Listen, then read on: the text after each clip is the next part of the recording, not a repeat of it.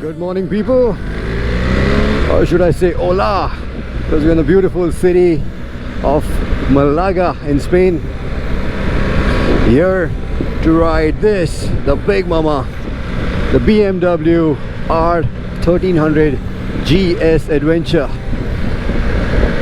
I'm gonna call this almost baptism by fire, because I missed out on riding the 1300 GS back home in India, because my plane never landed in Leh because of bad weather. I was so bummed, but here I am, and I've been looking forward to this ride for a long time. The biggest differentiator for the GS Adventure is the sheer size of it. Looks like a tank, looks very purposeful, and nothing drives that home more than the huge 30-liter tank. So this is almost, I think, 32 kgs heavier compared to the GS, because the idea here is just comfort. It's just to drape you in all the comfort possible. So this has a different subframe, again, which can accommodate more payload. It's a little bit wider, you have a longer wheelbase, so you can sit here comfortably. You have more suspension travel. I think it's 220 and 210, almost 20 millimeters more compared to the GS. This is a taller windscreen.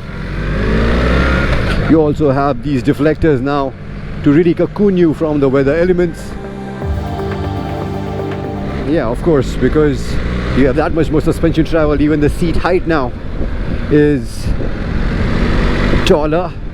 The standard seat height on this is 870 millimeters, and of course it's adjustable, so you can go as high as 890 by just opting for the higher seat option right underneath the seat. But then for people who are not very tall, that might sound so intimidating, and to get around that problem,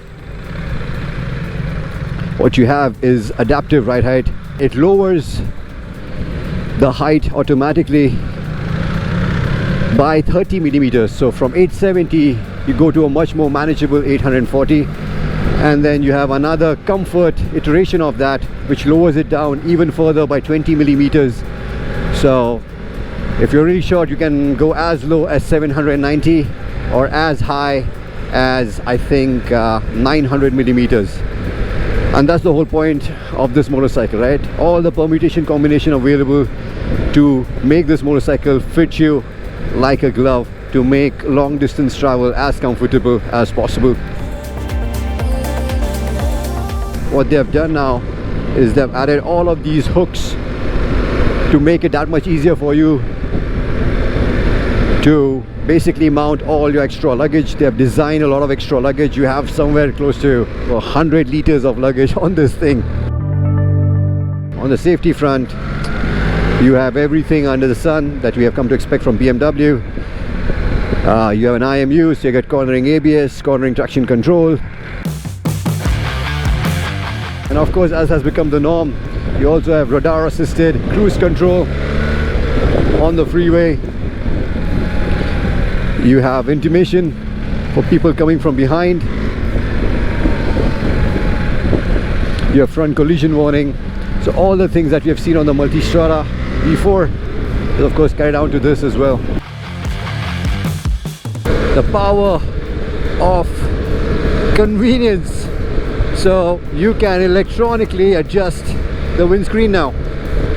So if you want it lower, it goes lower. If you want it higher, goes higher. I'm gonna leave it there. I mean, how cool is that? I can get used to this luxury. And of course, the engine too has been updated. You have the same, I think, 145 PS of power, but you have 149 Newton meters of torque with the same shift cam technology. So smooth, so refined, and so much torque. You almost wonder why they've given you 6 gears. You only need one because you have so much torque at your disposal. Yeah, that thing wheelied in the 3rd gear at the slightest provocation. What a road this! I can do this all day long. And yeah, can you believe we are hustling a 270 kg beast on this twisty winding road? Look at the composure. I mean, for sure, during the quick change of direction, you do feel the weight. And I'm curious to ride the 1300 GS because as you have a 30-liter tank,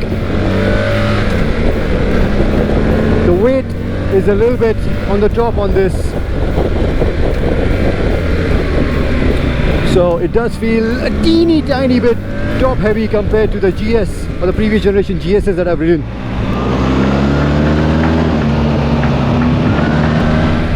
Wow.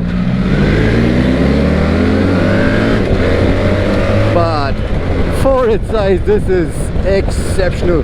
And not to mention, we are riding like semi-knobby tires. This is pretty crazy.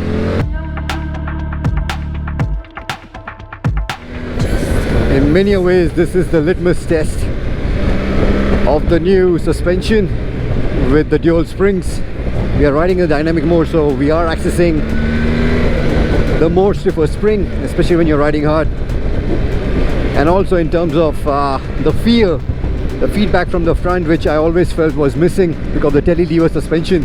The bike doesn't pitch back and forth, which is fantastic when you're riding in the dirt. But on the road, especially if you want to go fast in corners, you want more feel, and I think this has definitely helped.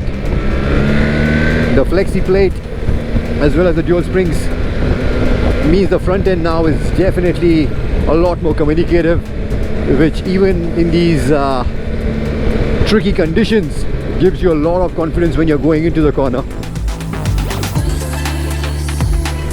And also in terms of the suspension setup, yeah, you have a wide array of riding modes and the adjoining suspension setup. So dynamic is where you'll find the suspension to be the most taut, whereas in the road mode it's a lot more compliant, which is what I would recommend if you want a plush ride quality. It is the softest in the enduro mode, but in the enduro mode what you don't get is cornering ABS and cornering traction control. And even the traction control algorithm is a little bit different. It's designed for riding in the dirt, so it allows a lot more slip, which might not be ideal when you're riding on the road. So yeah, on the road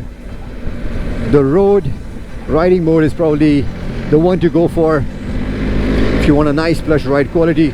If you want to attack corners, definitely go in the dynamic or dynamic pro mode, which again you can customize even more. You can go from -2 to +2 in terms of damping.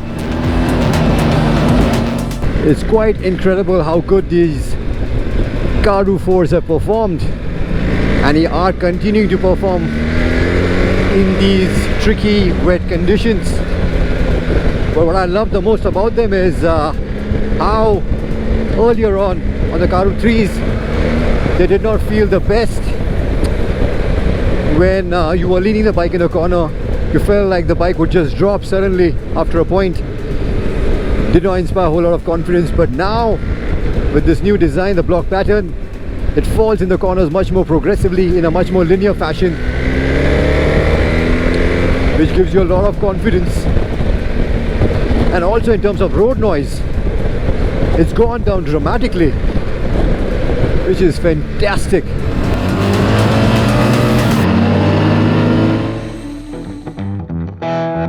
So we are now on the automatic variant.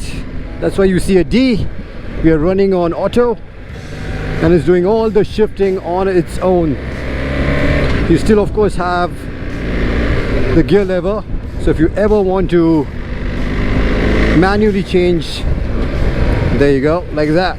You can override the system. But it's interesting for me to see how the system works, and so far it's downshifting on its own. That's pretty crazy, and of course that's gonna change depending on your riding mode as well. But yeah, if I want to override completely manual, just press this button, and now I'm in manual. Third, second. Shifts are still electronic though. See, that's the other good thing about this. Apparently this will not let it stall.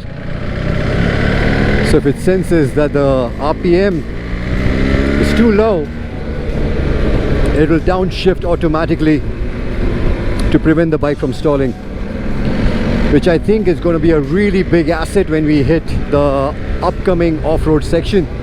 Because if you don't have to use the clutch, then that's one less thing that you got to do.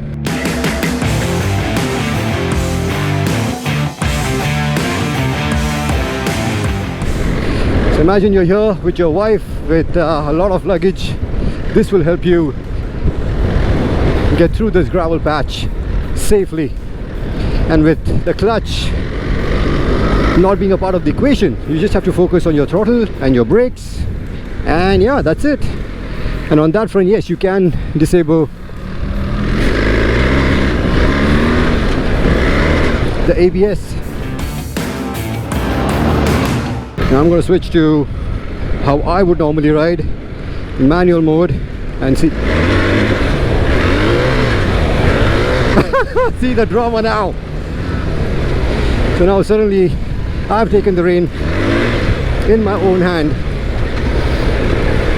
and I have the control. So if you want to have fun, the 149 Newton meters of torque, that's what you got to do.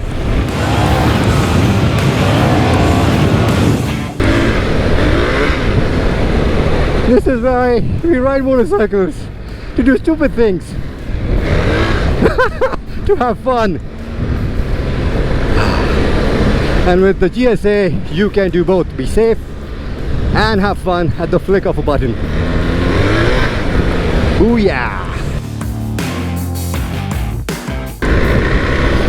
So far I've thoroughly enjoyed how this big mama has handled everything that's been thrown at her.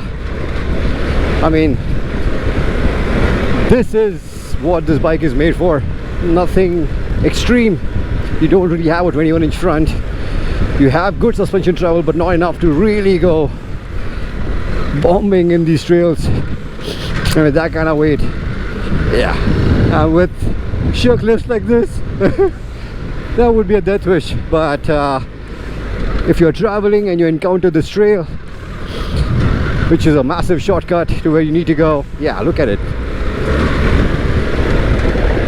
Feels completely at ease doing all of this. There were of course a lot of questions coming into this first ride of the R1300 GS Adventure. More so because I had not had the opportunity to ride the GS 1300 back at home. But I gotta admit that I'm leaving here properly impressed. So let's start with first the engine, which has always been the centerpiece of any GS ride, and it continues to shine on because with the added torque now, it's become even more flexible, even more versatile, and even more fun. But then of course the biggest talking point here is the automatic transmission, and as a petrol head, this was something which I did not really want to accept, but it was hard to fault, to be honest. All the gear changes and everything were really smooth. A lot of the gear changes were exactly what I would have done if I were riding in the manual mode. The only place where I could fault it was when I was riding the GSA off-road going downhill, and instead of shifting down to give you a little more support from the engine braking, it was shifting up.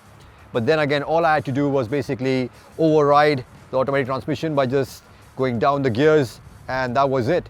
And if you're a little bit hesitant, if you're riding the terrain which you don't feel very confident, you of course always have the option of riding in the manual mode, which is fantastic. Of course, especially when you're riding in a really technical terrain, not worrying about the clutch is one less thing to do, and that gives you so much more space in the mind to just focus on the throttle where you want to go. Yeah, it just makes your life so much easier. The biggest thing which I had not thought about was that's where most people struggle. If you're not technically very strong, then it's very easy to drop such a big bike, especially when you're taking U-turns. But as soon as I jumped on this with the automatic transmission, it was just so much easier because you didn't have to worry about feathering the clutch, about engaging the clutch correctly and letting it go correctly, because the bike was doing everything on your own. All you had to do was shift the weight in the right direction, look where you wanted to go, and the bike would do the rest. The only thing that I could fault was when I was riding the trophy variant, the quick shifter on it wasn't really the best. It did not engage as easily, it required a lot more effort, and even when it did shift, it was a little bit jerky. And the second thing was the windscreen. I tried both of them, the taller one on this motorcycle and the shorter one on the trophy, and no matter which position the windscreen was on, there was still a decent amount of buffeting. But yeah, other than that, it was amazing, and it does a huge favor for people who have been wanting this bike but have been intimidated. So yeah, I think this is going to go a long way in ensuring the success of the R13 GSA and build on its legacy.